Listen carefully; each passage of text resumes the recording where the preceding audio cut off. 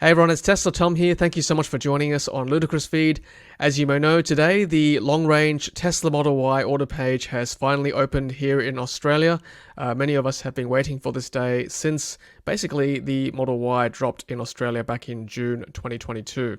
For those who follow my channel will know that we have a Tesla Model Y rear-wheel drive on order, which we changed from a performance Model Y. So the purpose of this video today is to basically convince myself that the rear-wheel drive Model Y is still the right car for our family. Also to see what the long-range Model Y offers as well in terms of value. Okay, so the slide here is quite busy, but I'll walk you through it. So the prices here for the three variants of the Tesla Model Y here in Australia are current for the 4th of April 2023. And of course, these prices are in Australian dollars. So on the left-hand side, we've got the Tesla Model Y rear-wheel drive. In the middle, we've got the Model Y long range. And on the right-hand side, the Model Y Performance. Estimated delivery for the rear-wheel drive is April to June 2023, and the performance cars are April to May 2023, whereas the Model Y long range, which dropped today, is estimated delivery of May to June 2023, so theoretically a month later than the other variants. So what do you get for the long-range Model Y over the rear-wheel drive? So the Model Y rear-wheel drive has a WLTP range of 455 kilometers, and that's probably the closest testing we have for range for electric vehicles in Australia, which is why it's so commonly used. So 455 kilometers, the long-range Model Y is 533 kilometers, and that gets you an extra 78 kilometers or 17% extra range over the rear-wheel drive Model Y. So a little bit of a misnomer, I must say. It's not that much extra range, 17% of the long range over the rear-wheel drive. I must say on road trips we've taken, that's plenty of range really, because nowadays on the eastern seaboard in Australia along the major routes, usually there is a supercharger or a third-party charger within 150 kilometers now along roads like, for example, the Pacific Motorway or the Hume Highway. So I think our charging infrastructure is getting better, and you may not necessarily need that extra range for the long range. Anyway, continue on. Both have a top speed of 217 kilometers an hour, and in terms of acceleration, the rear-wheel drive is 6.9 seconds for 0 to 100, whereas the long range is 5 seconds, and there may possibly be an acceleration boost like there was for the long range Model 3, which may get you to within that 4.5 second mark for 0 to 100 kilometers an hour. Of course, that's not official yet, but that may be coming in the future. Of course, for performance, the acceleration is 3.7 seconds, and I've certainly experienced that in the Performance Model Y. It is very quick. Top speed of 250 and range of 514 kilometers, just under 533 for long range. So obviously you get the extra range, and of course, long range Model Y, you get the second motor, the front motor, compared to the rear-wheel drive Model Y. So pricing wise, $68,900 for the rear-wheel drive Model Y. That's the MSRP, or manufacturer's recommended price. The long-range Model Y is $81,900, and that's a $13,000 increase over the rear-wheel drive. And then performance is $94,900, $13,000 over the long-range Model Y. So that's really quite nicely balanced there, $13,000 difference between each variant from rear-wheel drive to long-range to performance. Now, I must note at this point that the rear-wheel drive and performance pricing did drop today by $400, and there has been some up and down with the pricing over the last 10 months or so since the Model Y dropped in Australia, and now the pricing for the rear-wheel drive and performance is now the same as day one orders on the 10th of June 2022. It's good to know. Okay, so let's have a look at the long-range Model Y in more detail. So we've gone through the specs a little bit up here, and the pricing as well. In terms of colors, they're exactly the same choices as it is for rear-wheel drive and performance, which is white included, and then extra for black, midnight silver metallic, and also blue, and then extra again for red. You get the choice of both the Gemini wheels, which is included, as well as the induction wheels, which is an optional extra, of course.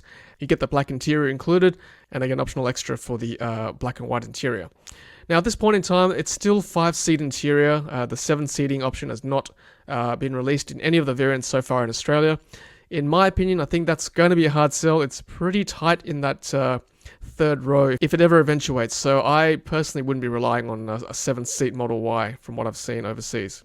Alright, so pushing on, this is also quite a busy slide, but again, I'll walk you through it. So this is the New South Wales drive-away pricing for all three variants. And with the rear-wheel drive Model Y, it is fringe benefit tax exempt for the federal rebate. because it does not attract luxury car tax. Similarly with long-range Model Y, it does not attract the luxury car tax if you choose the white car with all the basic inclusions. It does go over the threshold potentially if you change your color or you change interior to white. The Model Y Performance does attract fringe benefit tax because it crosses that luxury car tax threshold, which is about $84,000 in Australia for fuel-efficient vehicles like the Model Y. The long-range Model Y also attracts local stamp duty here in New South Wales of $3,285 because it crosses that $78,000 stamp duty threshold.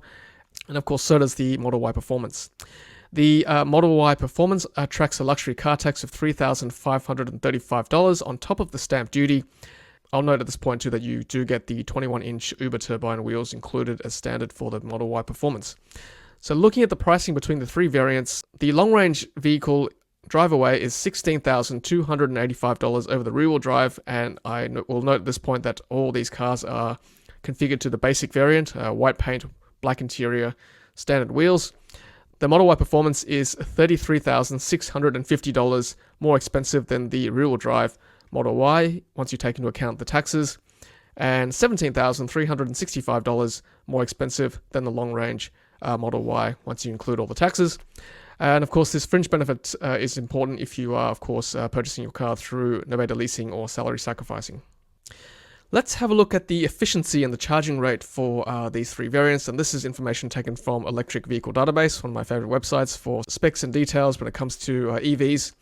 So if you look at the Tesla Model Y long-range dual motor, the efficiency is 172 watt-hours per kilometer, whereas the rear-wheel drive vehicle is 167 watt-hours per kilometer, and the performance is rated at 181 watt-hours per kilometer. So the rear-wheel drive certainly is more efficient compared to the long range.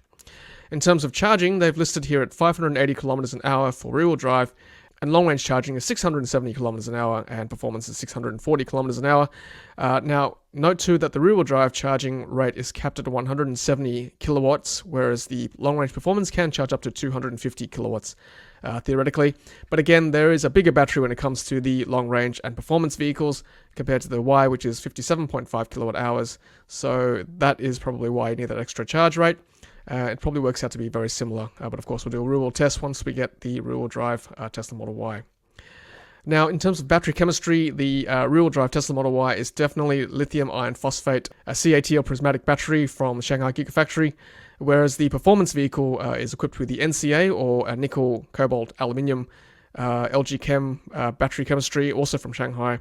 We're not too sure at this stage what battery chemistry the long-range vehicle will get. Most likely it's also going to be NCA, very similar to the performance, but there's a slim chance we could get the M3P, which is the new sort of more dense LFP type battery coming also out of Shanghai. So we shall see what happens when the long range is delivered later this year. Okay, so let's have a look at the interior features, and you'll see that the rear-wheel drive and the long-range performance features are very similar. Both get the premium audio, which I'm very happy about because the audio in Tesla is very good. Also, in terms of comfort, they're all very similar. You get adjustable front seats, heated front and rear seats, heated steering wheel, filtration system, flat fold rear seats, floor mats, and tinted glass roof in all three variants. The only thing you will get more in the long range performance from a convenience point of view is LED fog lamps, which you don't get in the rear wheel drive. I must say we don't get that much fog here in Sydney where I live anyway, so I'm not too fussed by that.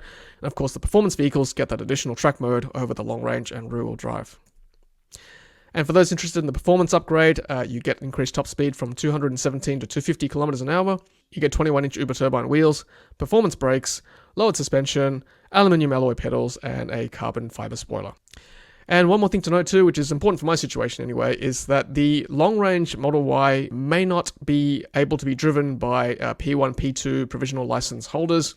We know for a fact that the Tesla Model Y down here for the rear-wheel drive variant can be driven by P1, P2 provisional license holders in New South Wales. As it says here, it's allowed, whereas the performance variant is banned for provisional license holders. Of course, the long range is not listed here yet because obviously the order page just opened today. But if you look at the wording here, P1, P2 high performance vehicle restrictions from the 1st of August 2014 is that they are banned from driving high performance vehicles that have power to tear mass ratios of greater than 130 kilowatts per ton. So if you look at the specs for the Model Y long range, if you are interested in this, is that the power with the motors combined is 393 kilowatts, and the car weighs 2,003 kilograms. So simple mathematics dictates that it is 196 kilowatts per ton, which is well over this power to weight ratio of 130 kilowatts per ton allowable for provisional license holders. And as a guide, if you look at the Model 3 variants, you'll see that the rear-wheel drive variant is allowed for P1, P2 drivers, whereas they are banned for long-range and performance cars. So I think it's most likely that provisional drivers cannot drive the long-range Model Y, which may affect my situation because obviously our kids are getting older, and if we keep this car long enough, then they won't be able to drive a long-range vehicle. Again, making us lean towards keeping the rear-wheel drive order. Okay, so in summary, long range versus rear-wheel drive, just for interest. So, pros and cons. The pros, obviously, you get a second front motor for acceleration and traction. Obviously, in Sydney, where we live, we don't get snow, we don't get icy roads too often, so traction is not really a big deal. Those of you who follow my channel will know that I had loan of a rear-wheel drive Model Y for 6 weeks in 2022 during a lot of rain, and there was really no issues with braking or steering or traction around corners. I was pretty happy with that. That was very comforting to know that rear-wheel drive can handle Sydney in the wet. If I lived in the Alpine region, or if there was a lot of ice around where I live, then I would certainly consider a long-range vehicle for that extra traction control. Now, we get, obviously, with the long range, 17% extra WLTP range. We're probably going to charge anyway and not skip any stops on road trips, so the extra range probably won't be that useful for our road trips if we do get a long range. And the final thing is the possible acceleration upgrade, which we talked about. There's an option for Model 3 long range, so logic dictates that it's probably going to be available for long range Model Y as well, which will drop you under 5 seconds for 0 to 100 kilometers an hour, if that appeals to you, of course. The cons is, of course, it's more expensive. You're looking at $13,000 extra for the long range over the Tesla Model Y rear-wheel drive. For MSRP, that's a 19% extra cost for 17% extra range. If you're a numbers person, then that a bit of an imbalance there, as you can see. The next con is that the battery chemistry is uncertain. It will most likely be NCA for the early deliveries, which is the nickel, cobalt, aluminium chemistry, which means that you probably should be charging only to 90% at the most, which means that the advantage you get from the long range will be diminished even further, because that 78 kilometers will be more like 25 kilometers for the daily charge. Whereas for rear-wheel drive LFP batteries, you can charge to 100% quite regularly without any issues. And finally, the long-range vehicle is less efficient than the rear-wheel drive, as we saw the EV database numbers. And finally, I just want to read through some of the comments in response to my tweet today, in response to Nash's tweet from Tesla and Nagong about the breaking news that long-range Tesla Model Y is now live. I said, long-range Model Y order page is open in Australia. Should I change my rear-wheel drive order? Mind-blown emoji. Decisions. Let's have a look at what people have been saying about this tweet. Okay, so I've got the pros there, and I went through that earlier. And I said I'll be reading replies, suggestions, comments in an upcoming video. Yep. All right, let's read through these. So don't forget the difference in brake feel when the rear-wheel drive battery is at 100% versus long range at 80%. Even with the fake regen braking, it can come as a surprise when the car doesn't slow down the way you expect. Yes, that's true. Yes, at 100%, cars don't get the regen, but I said that true, but regen block doesn't last very long. So when it drops below 95%, it goes back to regen. So not a big deal for me. Most markets that sell the long range with both 19 and 20 inch wheels say that 19 inch has more range. Yes, that's true. That's the same as the Aero caps for Model 3. Again, that extra range may not be so useful for us anyway, given that we charge fairly regularly on road trips too. I assume this model will be from Shanghai. Yes, it will be most likely. Yes, and then purchase the acceleration boost. It's a sweet spot between standard range and performance. Yes. Would this be LFP or maybe the new M3P? Yeah, again, we don't know. LFP, unlikely. It's not as dense, not probably appropriate for long range and performance vehicles. M3P is the more dense LFP battery, so we shall see. We shall see what happens. You'll probably be able to add the acceleration boost and then just about equal the performance. Yeah, probably not equal, but get close enough anyway. 3.7 seconds for performance, probably more like 4.5 seconds for the long range with the performance boost. I was thinking the same, but going to keep the rear-wheel drive order as I can't justify 23% more money for 17% more range, although the dual motor is very tempting. Yes, there's a bit of a numbers imbalance there for money to range ratio. Are you going to change your order again? Well, I think it's less likely at this stage. I think I've convinced myself in this video. The long range you can only charge to 80-90%, and the base you charge to 100%. So the range is actually very similar, as we said. 480 for 90% for long range versus base at 100%, which is 455. So that really does diminish a lot, doesn't it? I can't think of a scenario where you will need that extra 80 kilometers of range. Better to charge to drive 200 kilometers, stop and charge. The supercharger network is expanding. Yep, very true. We mentioned that as well. Good comment. Please post your rationale. I need convincing to keep my SR order. Yeah, so yeah, hopefully this person watches my video. Do it and get the acceleration boost. Yes, thank you. 80-kilometer range is great, but given its likely NCA battery chemistry and Tesla recommend charging to 90% every day, that equates to around 30 kilometers more range compared to rear-wheel drive. Yeah. Waiting for the masses to jump on the long-range ship so I can get my rear-wheel drive sooner. Okay. I can't justify the 13,000 extra for just 78 kilometers of extra range and not 1.9 seconds faster and limited charging for everyday use to 80-90%. Okay. I changed mine to long range, need four-wheel drive for ski season and camping. Yep, that's a good point. Certainly if you do a lot of that, then that's worth doing. Go long range. Okay. Thank you. Lol, change again. Do it. Yep, do it. Okay.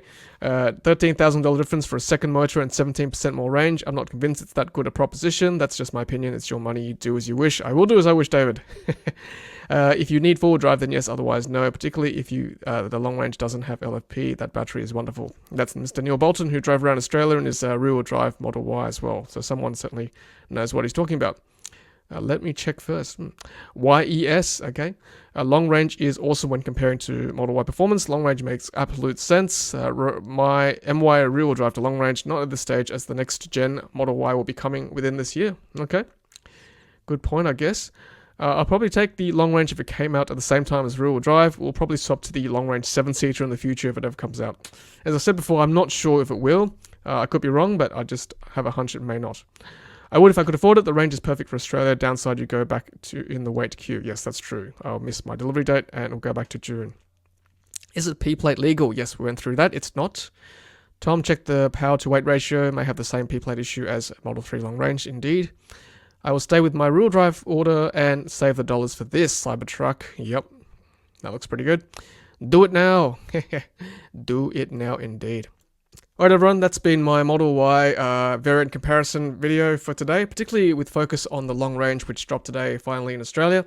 I think at this stage you're looking at a very happy rear-wheel drive order holder, and I'll be probably keeping that for the time being, which we're taking delivery of in mid-April. So stay tuned on the channel, more Model Y content coming very soon. Leave a comment below if you are thinking of buying a Model Y, and particularly if you are looking for a long-range version. Is it everything you've been hoping for? Will you go with the order, or will you try another vehicle or another variant? Leave your comment below. Alright everyone, thanks so much for watching. Until the next Ludicrous Feed video, happy charging.